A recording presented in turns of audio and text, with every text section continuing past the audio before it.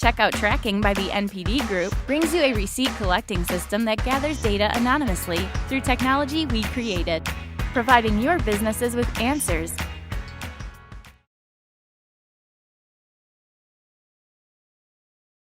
He is at Defy Media, which has the second largest YouTube channel on the planet, as well as the largest flash gaming site on the planet. He is Senior Vice President at Defy Media.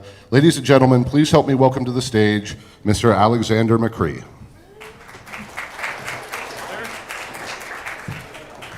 Let's give it up for Mobile Game Hall of Famer Scott Foe, one of the best in the business. All right, everyone, thank you for joining me. I want to speak to you today about media consumption habits of the modern youth. Now, there's already a lot of research out there on youth media consumption, social media use, YouTube, smartphones. You might be familiar with some of the reports I've got up there.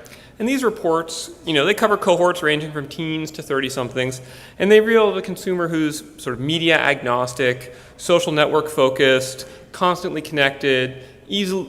hang on. Sorry, my BFF just got dumped. And anyway, but you get the idea of sort of what this consumer's like. More relevant for today's attendees, we also find that the 35 and under crowd makes up more than half of all gamers in the US, 56% to be exact, according to the ESA. And if you look at generational differences in online activities, the youthfulness of the gaming audience is even more evident. Teenagers are more likely to engage in playing games online than any other demographic, and they're also more likely to play games online than any other activity. So they're the number one audience for games, and games are their number one pastime. And the takeaway of this is that if you're developing and publishing games today, youth are almost certainly making up a huge portion of your audience. So it behooves you to understand today's youth, which is why I'm going to lead you on a guided tour through the soul of the modern young person. I will be like Virgil leading Dante down into hell. Actually, I'm going to share with you the findings from our Acumen Report, which is an original research report commissioned by Defy Media to help us glean insights into the audiences we connect with. Defy Media reaches about 125 million 13 to 34-year-olds. Our properties include Smosh, which is the #1 YouTube channel in the world, as well as casual game sites, Addicting Games and Shockwave, and The Escapist, Game Trailers, Gamefront, and some other game-relevant properties. Now, when we went digging for facts about our audience, we found that the available research on them was not adequate to our needs. None focused on why particular types of content appeal to youth, nor did any tie together the elements that were impacting youth content consumption, including device use, content discovery, and influencers. And in many reports, consumers were studied as a single age block or scarcely addressed at all if they were teenagers. And so we commissioned this original research program, the Acumen Report, and we wanted to uncover insights into the 13 to 24-year-olds that we think are the future of media consumption. Now, in targeting 13 to 24-year-olds, we are deliberately staying away from targeting the so-called millennials that are defined as 18 to 34. That 18 to 34-year-old range is already heavily researched, and we also don't believe that the behavior of a 13-year-old and the behavior of a 30-something are really so similar that you should put them in the same report. So we've narrowed in a particular age band, and then we break them apart even further. Now, we've also deliberately avoided studying influencers or trendsetters.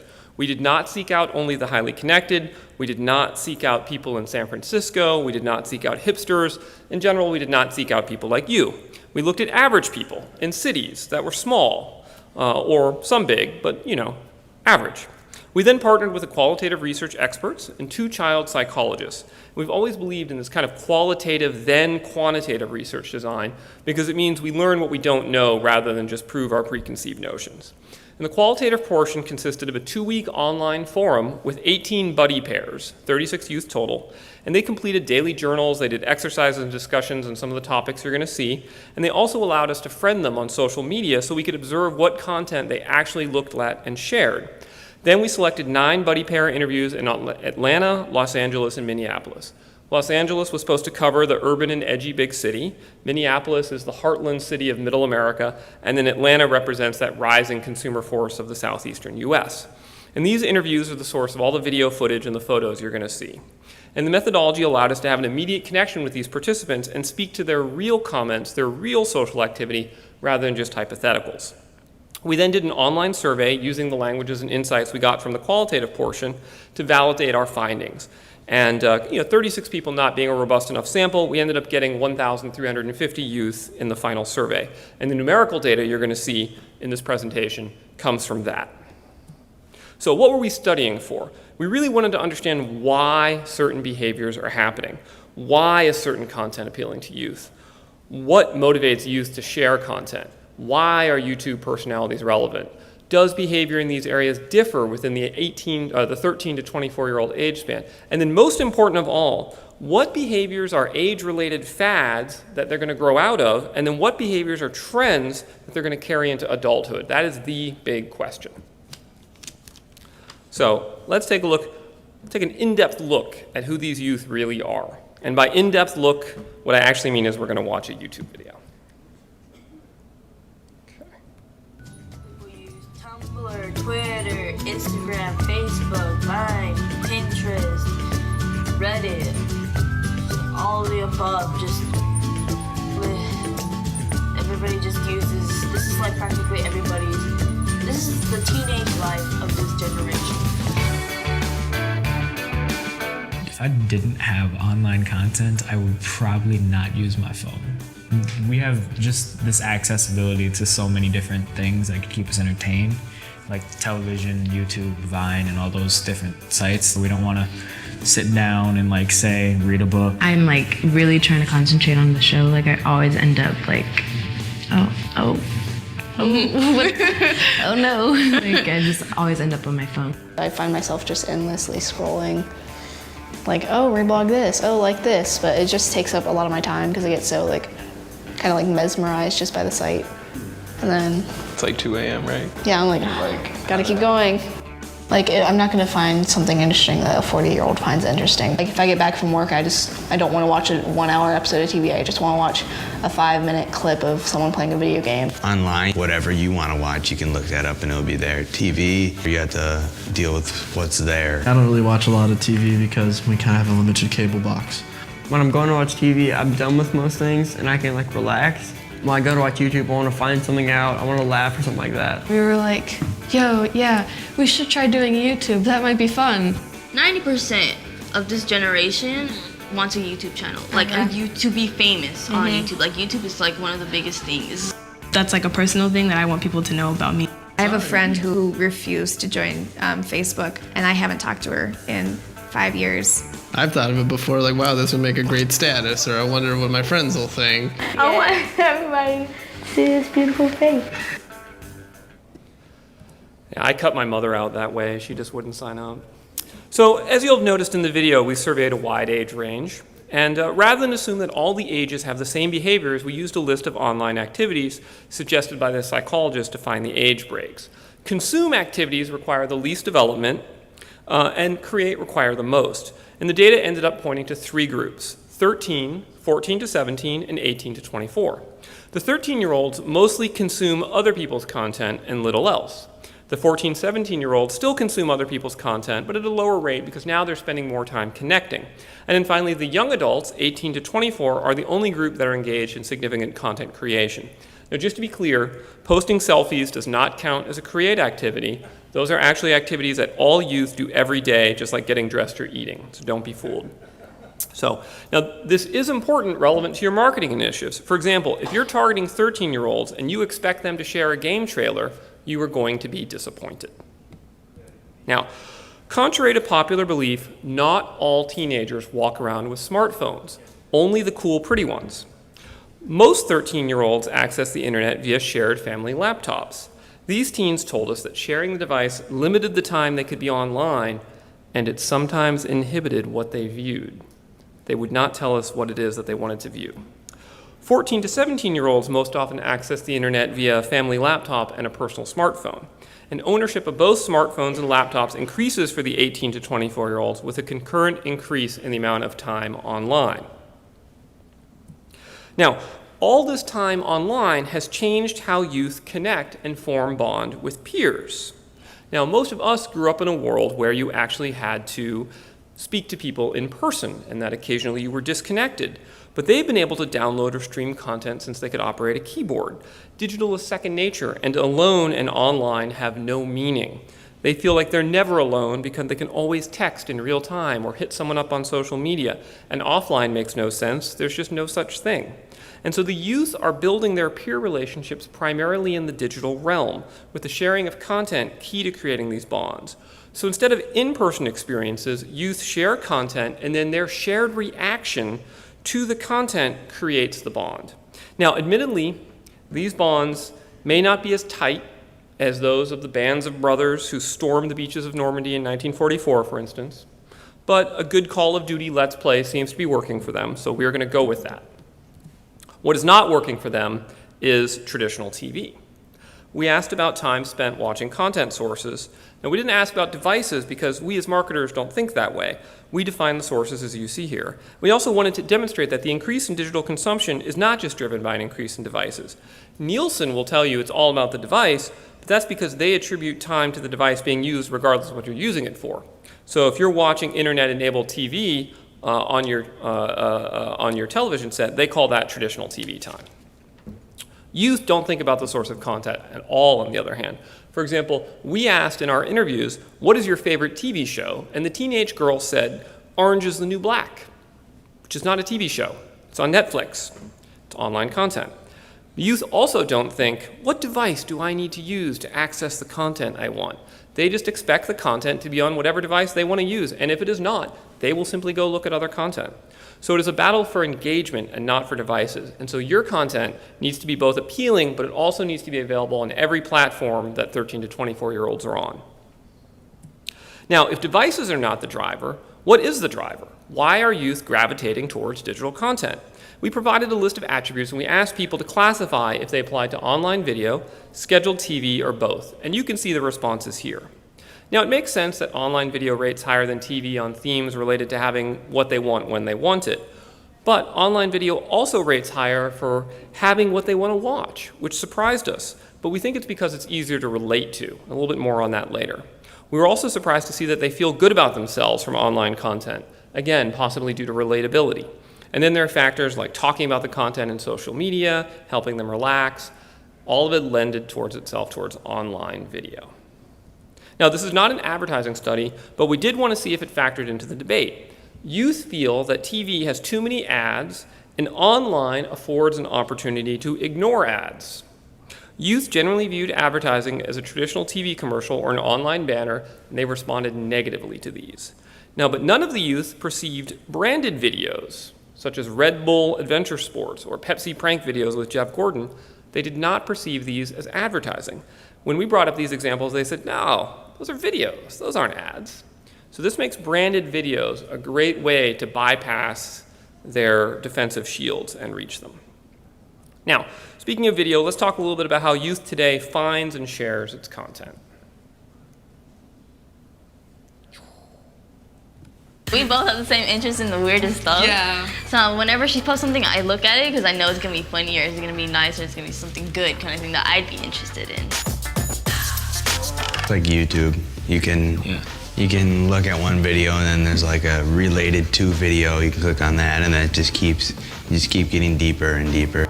Something that really is a thumb stop to me is if it is a picture that's different from others. Oh, it's about that personal connection to the creator of the content. It's like whether it be like, oh, I've been there, or oh, I've done that, or oh, I've seen that. Just read the title. This is ridiculous. Like, how can you not click on that? Oh, like she goes through what I go through. Like, Yeah, exactly. Sometimes I'd be surprised because I'd be like, how do they know me? There's that weird side of YouTube. Different from like TV shows. Right. Because they don't really have any morals. So like anything can happen. It's either something that could make me laugh or something that's gonna like just completely maybe blow my mind. What makes a photo or video share-worthy? Something that explains you in the most creative way. So I'd be like, hey, I'm into this. Maybe I can get you into this. I've probably shared several Super Bowl commercials, just because those are entertaining, not so much advertising. If it has a lot of views, but like you don't really enjoy the content, like of what it says or what it is, I wouldn't share it. I would relate wanting to share something that you found online to being like Prometheus, stealing fire from the gods and sharing it with man. It's like you're finding your way in the darkness and you're showing everyone the light. but you know, with a guy getting hit in the nuts with a car tire. In case you missed it, the key to reaching the 14-year-olds is have no morals. Okay, so do be evil. Okay. Now the quote here from Azaria is typical, where certain friends are the go-to because the other person knows their tastes. In fact, the youth we interviewed said the most trusted sources for content were their friends and family. Now, if friends and family are the pilots, social media is the airplane. We gave participants 2 minutes to find content to share with their buddies, and almost all went straight to social media. Facebook is the most often used, despite a decline among younger ages. Instagram comes in equal among the 13-year-olds. Now, we've seen interviews where teens say that they mostly use Facebook because family members use it, so there is still a reason for being on there, but perhaps less often. We believe this is a trend. The other networks are used less often and will continue to be used less often, though they will still remain important. Now, one thing that's important is that if you do want to create branded content, you need to be aware that branded content is seen more often on some networks than on others, right? If you create branded content for Snapchat, you are probably doomed. There just isn't any. Likewise, Tumblr, very bad choice for branded content. Facebook, Instagram, you're in better shape. YouTube is in its own category in terms of content discovery. It fits the youth lifestyle in terms of being always on and accessible from any device, and has a sharing mechanism if youth want to connect. And when the friend shares the YouTube video, after that, YouTube's related and recommended videos function takes over, and they talk about it like it's falling down a rabbit hole and they can't stop because they're just discovering all these crazy things, and then it's 2 a.m. I'm not saying it's all about YouTube, but it might be all about YouTube. So how do you get youth interested in your content? Okay. We know youth are discovering most content via social networks. We observe them scrolling through feeds, and then we watch as their thumbs just suddenly stop. And we cleverly call these thumb stopper moments, meaning something has caught their interest and they stop and look at it. So what gets them to stop and look? What gets them to pay attention? So you can see some examples here. Now, some of these are related to the content, but a lot of them are unrelated to the content. Things like sent by someone I respect or polished and professional looking will catch their eye. If something looks professional and has taken a lot of care, it might be worth looking at. Now, thumb stompers may get youth's attention, but it doesn't guarantee that they actually enjoy the content. The child psychologists we work with boiled it down into 2 categories: rebellion and reflection. And these 2 categories don't cover every type of video that appeals to 13 to 24-year-olds, but they are what we heard most often. Rebellion is snarkiness, a check on the mainstream, the feeling of I don't want to grow up.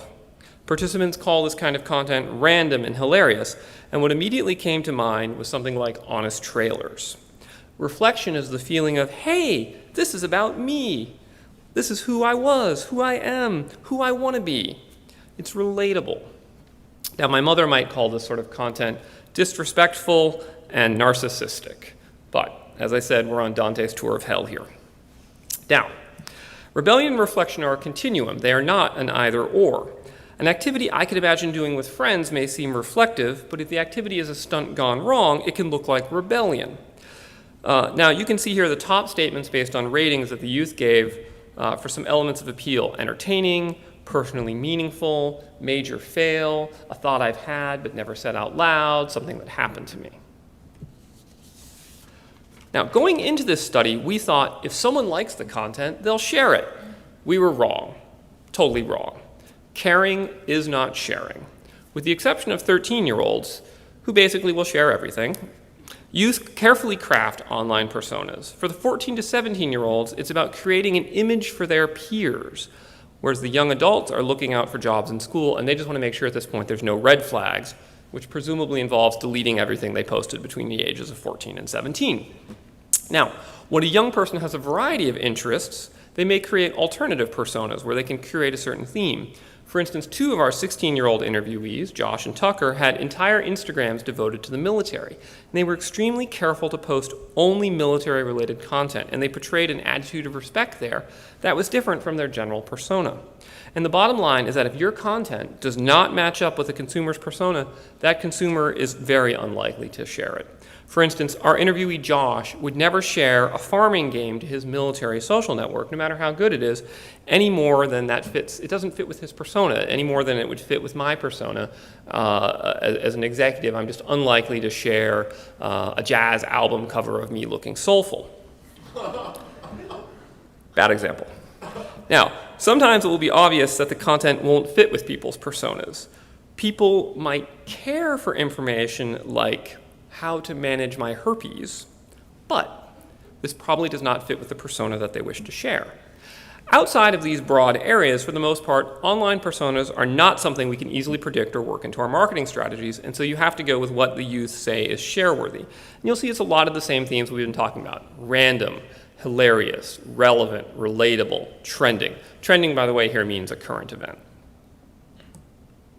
All right. Now, there's been a tremendous discussion in the media about whether YouTubers are going to transition into the, quote, mainstream, and we've seen some make that move, such as Michelle Phan creating her own line of cosmetics. How many of you know who Michelle Phan is? All right, not bad, okay. So we wanted to look at what kind of influence YouTubers had on youth, particularly in light of a study by Variety magazine. But before we dive into that study, let's actually hear from the youth themselves, because they have interesting things. I think I would definitely aspire to be like Rihanna. I just like what she represents and I like what she stands for. Kind of like the person you want to be. I wouldn't mind getting up to like George R. R. Martin star status. It's not quite like Hollywood stars, but it's slightly above like maybe a YouTuber. And this was supposed to be Nicki Minaj. I like her style, and she doesn't care what other people think, because she got the money not to care. On the songs, all they talk about nowadays is like getting money and stuff like that.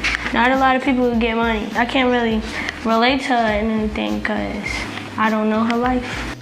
This is like probably like one of my favorite YouTubers ever. You're a YouTube celebrity you like because it's just like you. The way to become that kind of famous is to be relatable. YouTubers more interesting because they kind of like post more about their life and do, you know, like show everyone who they are. People who are on TV, they've been through a lot of training and they're like stars and stuff, but on YouTube you're just a guy that has a camera. YouTube is like a nerd behind a camera who's really good at doing stuff, and he can be funny. He has more of a personality, whereas like actors, they're almost like a body with a script. Okay, this person literally dropped 365 videos a year. Like, they didn't skip Christmas, they didn't skip Thanksgiving, they skipped nothing. They always had content out. And so you can always like see that person, and it's always like new stories coming from them, and it's like that relatability factor. He's one of the first people I go to because in the mornings, he gets up immediately, doesn't take a shower, he starts recording, and his hair is so hilarious. He's really real with it. I can see them having fun and having a good time and just enjoying themselves, and I feel the same way. He's just so funny. He's just so random. The weirdness that people try to hide, he brings it out instead of trying to being this perfect kind of person. Yeah, being this perfect person. He's fine with his weirdness, and he says express it. So I just want to say we actually just watched a YouTube video about young people talking about the importance of young people being on YouTube, which I aimed to hit peak meta for the show here. All right. So in the summer of 2014, Variety released a study on YouTube and on traditional celebrities that were most appealing to teenagers in the US. And the results were based on a proprietary Q score that includes factors of awareness, likability, and purchase intent.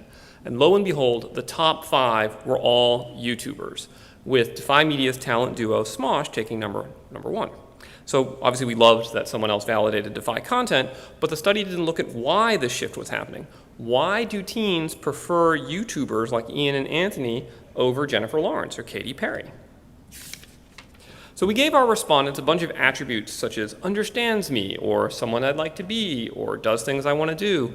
And we asked them, do you apply this only to a YouTuber? Do you apply this to a TV and movie celebrity, or do you apply it to both? Now, the qualities that overwhelmingly went only to YouTubers boiled down to relatability. The qualities that applied equally to both were aspirational, or sort of out of reach but inspirational. So YouTubers end up occupying both worlds. They are both relatable and aspirational, and therefore they are more meaningful to 13 to 24-year-olds than TV and movie stars. Now, because YouTubers are a big part of our business, we wanted to know if they were a fad that was going to pass away with age or a trend that was going to stick around. So you can see, looking at purchase influence, it doesn't differ much by age. It's significantly higher than TV movie stars for all age groups. The scenario is the same for following personalities on social media. So we conclude YouTubers are not a fad. If they were, we would expect to see less influence on the older age group. Now, we do see a higher percent of 18 to 24-year-olds following TV and movie stars.